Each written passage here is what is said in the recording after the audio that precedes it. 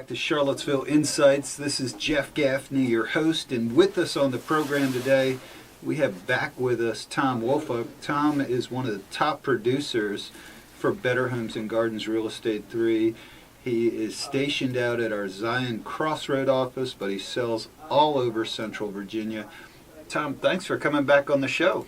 Jeff, it's always a pleasure to be here with you, my friend. We've got a lot to talk about on this show. We're going to hit this 2015 year-end CAAR, which stands for the Charlottesville Area Association of Realtors, the CAAR Market Report. And we had Donna Patton on the show last week. We were talking about this a little bit as well, but when you look at just kind of a quick glance at this report, it seems like really good news for Central Virginia real estate. Absolutely, Jeff. The thing that strikes me about this is the market here had its bottom in 2011, and since that time it's been what I call a normal growth trend. It's not wildly up, it's not jerking around all over the place, but it's just good, solid, steady gains since that time. And if you pull the trend line back, it sort of looks like 2015 ended up somewhere in the area of 2004, 2005 in terms of numbers of transactions and so forth. And certainly those were good real estate years. So it's nice to see that there has been a climb out of the hole, because when you look at this graph that you and I have in front of us, you can see peak to trough. Right. And then, as you mentioned, the climb back up again. Yes, and I think a lot of the fundamentals are back in alignment, if you will. Government policy has stabilized. Interest rates are still historically low. We know they're going to go back up at some point. The Fed has raised their rate a little bit, but it's not going crazy, and that's what you want to look for. Let's talk about actually the difference today feels compared to that trough or the bottom of the market. Let me go first on this for a second. In the the market really fell at the end of 2008, 2009. It continued to fall, and the graph shows 2011 was the bottom. But in there, for me, the way I felt was there was so much uncertainty at the end of 2008 and into 2009.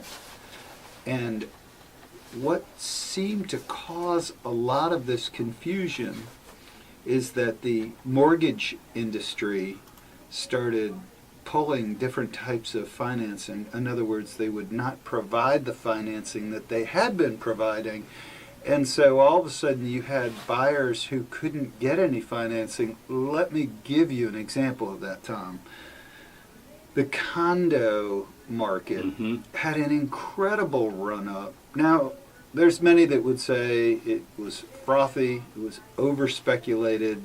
Push that to the side. For owner-occupied condominiums, at the end of 2008 and 2009, you couldn't get any financing. So you had a big chunk of the market that was just pulled away simply by the mortgage industry not providing that tool.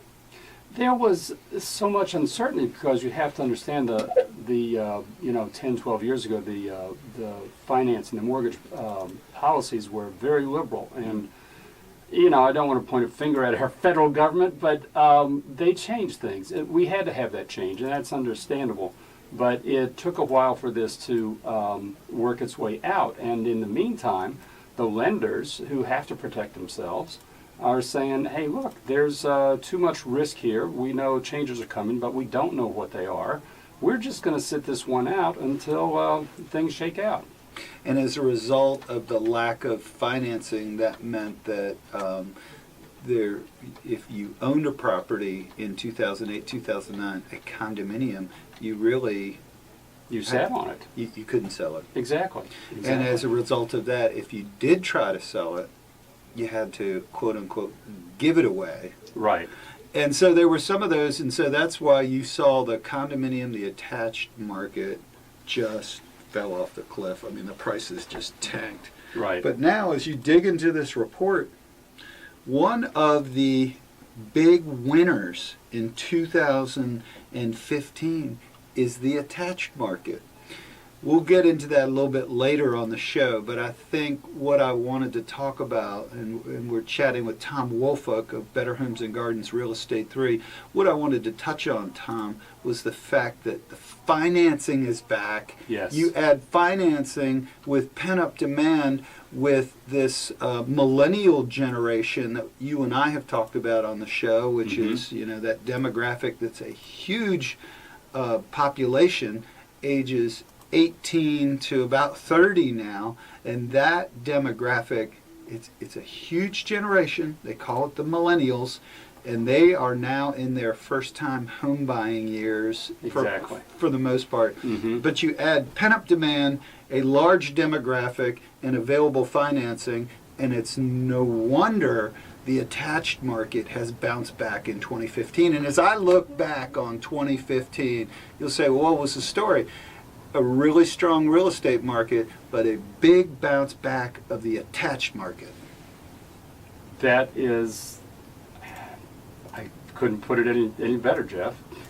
Well, that's kind of one of the big takes that I take from this. But the other thing, Tom, I want to get your take on is that this is the alarm bell, and we need to chat about this. If you look at the CAAR 2015 year-end market report, it says inventory is 16.5% lower than this time last year, the lowest level of inventory since 2005.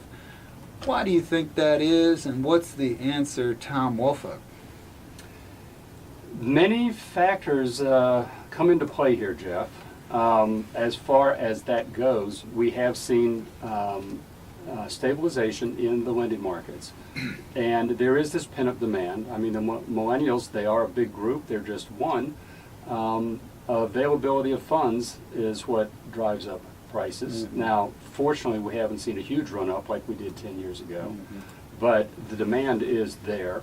The economy is improving. Unemployment is down, which means there are more people working and are able to do that.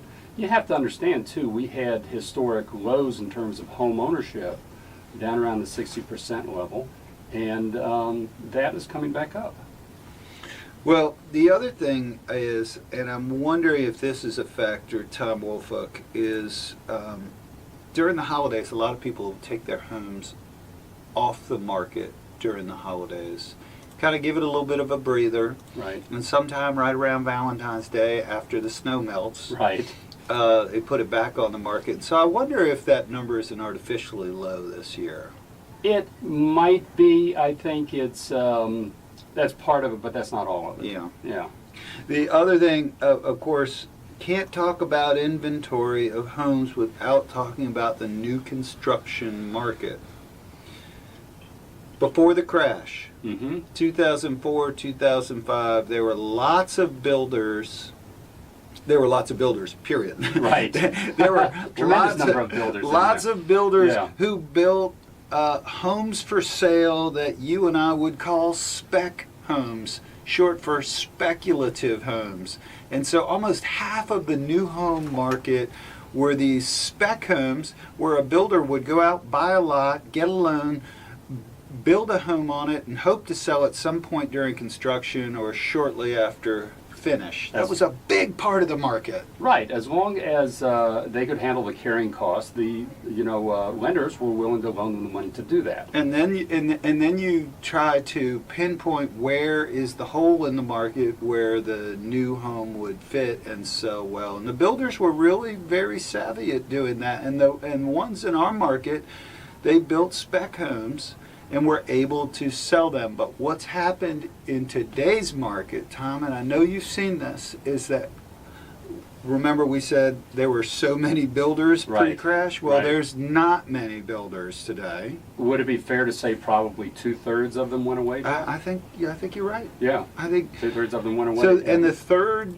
that are left build very few spec homes. So a spec home would be considered inventory. So when we're looking at the inventory today versus the Right. inventory then, Right. big difference because there are no spec homes. What the builder today does, and I don't blame them, they're very successful at doing this. They'll go out and reserve a lot of home sites in a certain neighborhood, build a model home, and then market that model home extremely well, furnished, Right. well priced, Right. and then you walk in the door, work with the sales rep, and pick a home to be built. Yes. But they never speculate or build that speculative home. For when I say never, you'll see a few here and there. Mm-hmm. But it's not like it was. And that speaks to inventory, and I think that is something, if it ever came back around that this is a big if, that the lenders wanted to supply some financing for builders, today you can't get it. You can't send a builder to any bank to get financing to buy a lot and build a speculative home. It doesn't happen. Tom, we got to take a break, but I have so much more to talk to you about this CAAR market report. I want to talk about your expectations for 2016, a whole lot Okay. of other. This is Charlottesville Insights. We're going to take a break and be back in just a moment talking with Tom Woolfolk. Please stay with us. Welcome back to Charlottesville Insights. This is Jeff Gaffney, your host, and with us on the program today we have Tom Woolfolk. Tom is a top producer for Better Homes and Gardens Real Estate 3. His office is in the Zion Crossroad area, but he sells all over Central Virginia. Tom, we are talking about the CAAR, which stands for Charlottesville Area Association of Realtors, the CAAR 2015 year-end market report. So this is a summary of what happened in 2015. Let me read you a couple different areas and just get your reaction to this. Okay. We're going to kind of just real quickly go area by area. I'll tell you the area and the percentage increase in sales. Just tell me what your reaction is real quick. Albemarle up 12% in sales compared to 14. That's an even larger increase than 2014 was over 2013. Yeah, so Yeah, it's that a is large huge. number. Yes. City of Charlottesville stayed even. Fluvanna had a good year, up Right. 6% over Mhm. 14. Does that surprise you at all? No, it's about time Mhm. because I think they were down a little bit in 14. Yes, and it seems like, and you're closer to the Fluvanna market, but seems like those that needed to sell in Fluvanna, let me put this politically right, Okay. they did what they needed to do to sell. In other words, there Right. were some price adjustments that happened which enabled, and I think what you saw again is that Charlottesville and Albemarle, the prices keep going up, and that drives to a certain degree some sales out to Fluvanna and Louisa. Oh, of course, of course. I mean, it's you get people. They, you know, the employment market in Charlottesville and Albemarle is a lot of what attracts people to here. And let's face it, it might be the further away you get from the city of Charlottesville, the more affordable the houses are. So Yeah. that's what drives that. So Fluvanna was up 6.4%. Look at Louisa where you are. Now I know that the volume of transactions is not as much as Albemarle County, not even close, but it's still the percent increase. Louisa up 17.8%. Way to go, Louisa. Well, let me give you a couple of examples that might indicate why that's up so high. You know, as average prices have increased, more and more people are coming out from underwater. So now they're able to sell. Good Okay. point. I'm going to pick on two subdivisions in Louisa. One being Reedy Creek, which was started I think in 06-07, that time frame, and also Spring Creek, which was started about the same time. In Reedy Creek, in 2014, you couldn't give a house away. And then 2015, things started to move.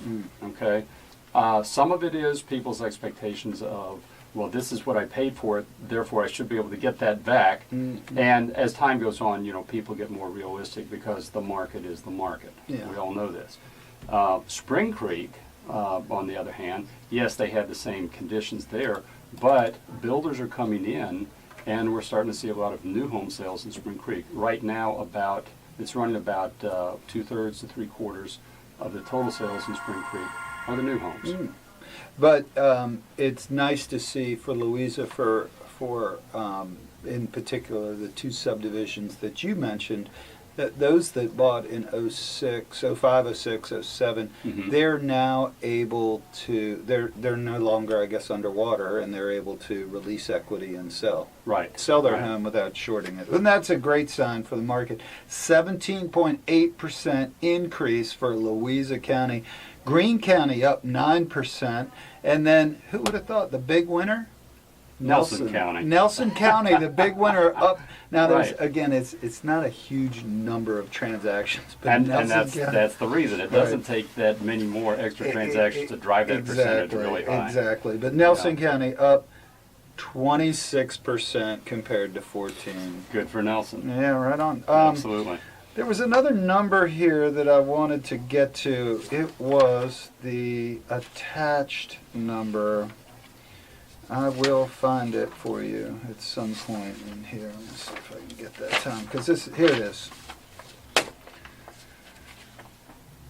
2015 CAAR Market Report. Here it is. 744 attached units sold in 2015. That was 15.5% more than 2014, marking the largest year-over-year increase for this segment since 2005. They also had, and the median price of the attached was $210,000. So, as I mentioned earlier on the show, Tom Woolfolk, big increase in sales in the attached market. You and I know that when you're talking attached, you're talking a lot of, there's three pools, I think, that buy an attached home. The first-time home buyer buys an attached home. I'm going to add a fourth, because the scale-down buyer, the pre-retiree, also buys an attached home. Yeah. So you have both ends of the segment there. The investor buys an attached home because, as Donna Patton and I were talking on the show last week, rents continue to soar in greater Charlottesville, and so if you're an investor, you love the increased rent. Yes, haven't really seen any abatement in that, in that growth. And nobody's projecting it to slow down anytime this year. And then the fourth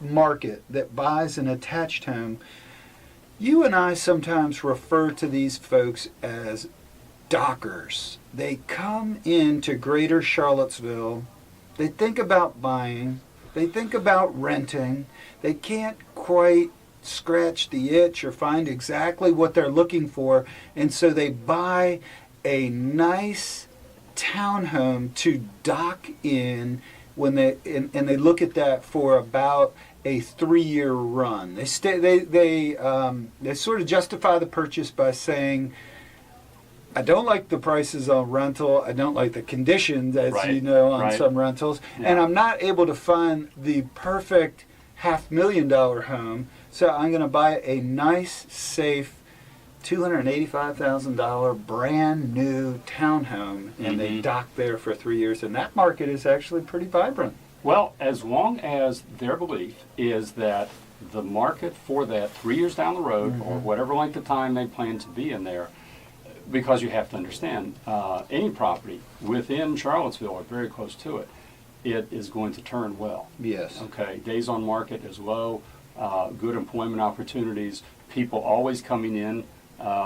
You can compare this to DC a little bit. It's a much smaller example of it, but there's always going to be a market there, so they feel a lot safer about, I can do this for a shorter period of time and resell it and come out okay. Mhm. Okay, they're not looking to make a fortune off of it. They Right. just want to get their money Get back, their money back. and then go on to whatever they're going Right. to next. Or the fallback position, which is what usually kicks them over the top in the purchase, is that if they can't get their money back, they feel very strongly that they can keep it and rent it. Exactly. And we get a lot of people that relocate here who very quickly get interested in the idea of owning a little bit of investment property in the greater Charlottesville region. I think all of that is reflected in that increase, and I don't see a slowdown in the attached market in 2016. So as we transition to your predictions for 2016, and we're talking with Tom Woolfolk of Better Homes and Gardens Real Estate 3. I'm throwing out mine first. My first prediction is that I think you will see even a larger increase in townhome and condominium sales in 2016. I think that we're on our way to just an even greater expanding market in that segment. I tend to work more outside of Charlottesville and Albemarle County, as you know. So we see more single-family detached homes. Mhm. Okay, I think what we're going to see, my prediction is that we're going to see an increase in new home sales. Mhm. Okay, so these numbers, like in Louisa County, we're talking Spring Creek and these other places like this.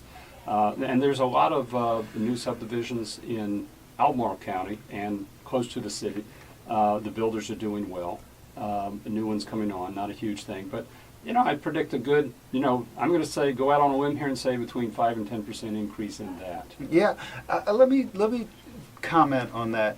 I think because in Albemarle County, if you're a buyer in the 300,000 and below price point, a lot of that is attached inventory. Not all of it, but a lot of it is.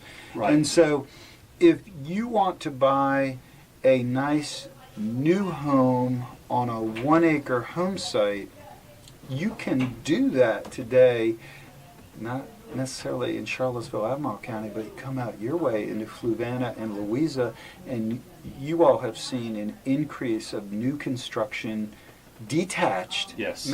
Some nice housing at 250, 275,000. Now it's outside of Charlottesville and Albemarle County. It's in that Fluvanna and Louisa area. There's some very nice homes, and I think that will increase. The builders that are building in that market have found a nice niche, and I think you're going to see that continue as the Zion Crossroad area continues to develop. And you Yes. and I, we've been talking about Zion Right. Crossroad, and Right. it's done well. It hasn't. Mhm. I don't think it's done quite what everybody had hoped that it would do to this point, but I think it's coming now.